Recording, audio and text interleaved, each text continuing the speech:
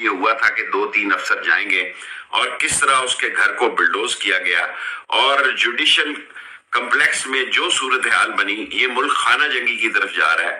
آج میں پہلی دفعہ 10 مہینوں میں کبھی میں نے یہ درخواست نہیں کی،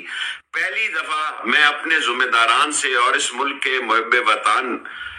عظیم اداروں سے درخواست کرنا چاہتا ہوں کہ اس ملک کو اس خانہ جنگی سے، اس بد امنی سے، اس تباہی اور بربادی سے بچائیں۔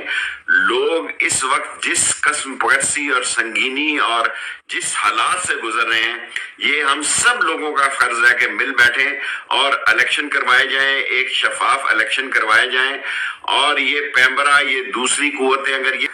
کوئی لوگوں میں خبر نہیں پھیلتی، 8 کروڑ نوجوانوں کے جیب میں موبائل فون ہے اور جس قسم کی افواہیں اور خبریں چل رہی ہیں، یہ انتہائی افسوسناک ہوتی ہیں۔ اس وقت قوم جو ہے وہ عمران خان کے ساتھ کھڑی ہے، اور اگر الیکشن میں عمران خان کے حق میں فیصلہ ہو جاتا ہے تو کوئی قیامت نہیں آ جاتی۔ اور اپوزیشن جو ہے، آج کی حکومت 10 مہینے میں جو اس نے سب سے گندا ترین اسحاق ڈار نے بیان دیا ہے، وہ لانگ رینج میزائل کے بارے میں دیا ہے۔